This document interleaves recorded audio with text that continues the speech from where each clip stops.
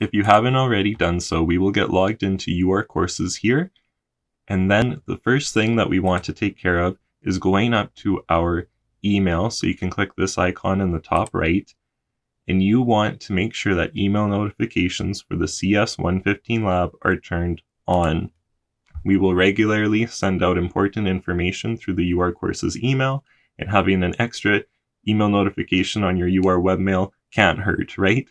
So with that out of the way, now you can click here to go back to your dashboard, and you can go to the CS115 lab page. And you can give it a quick scroll just to see how things are organized. So each section has a toggle, so you can hide it if you don't want it. So you can open all of them or close all of them. And that just gives you more control in organizing the page how you want it. So at the top here, we have some important links. The first link here is to the subject schedule. So you can open that up and you'll see the table with all of the dates and the lab notes.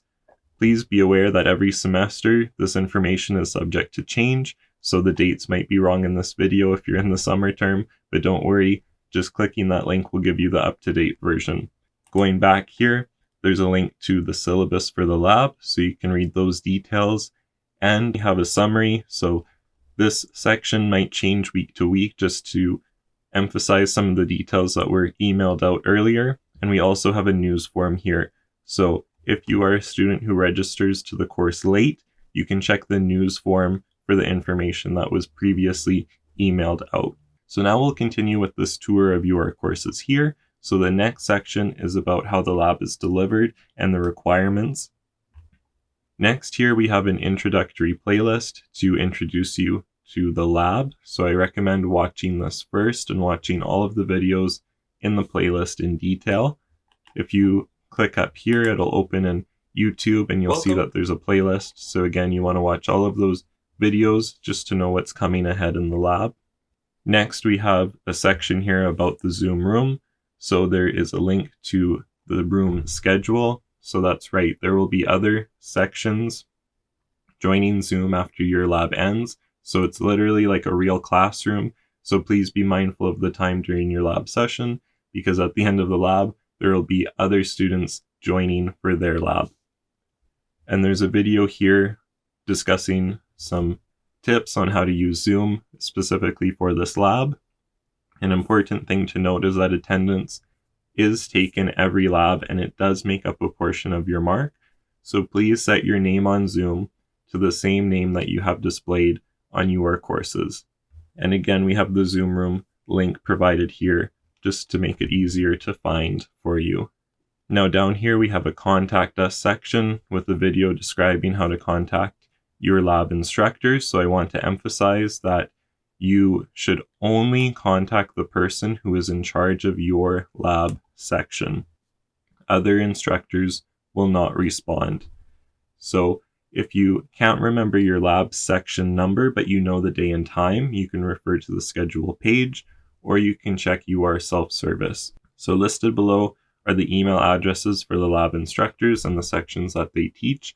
Again, please only contact the person who's in charge of your lab section.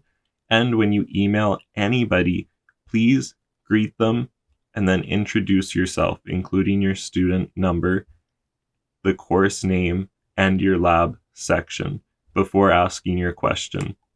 Lab instructors teach several different sections, sometimes across different courses even, so you really want to be specific about who you are so that it's easy to get help right away.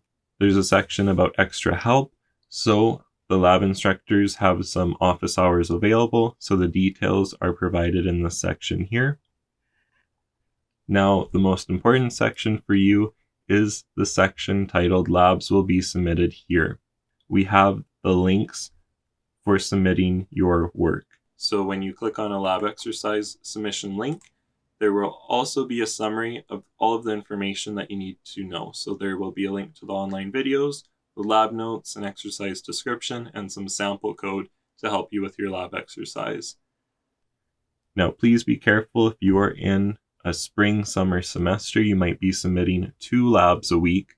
So you really want to be careful that you submit the correct lab in the correct submission. If you submit it in the wrong place, you could lose marks or even get a 0. Here there are some extra C++ resources for your reference.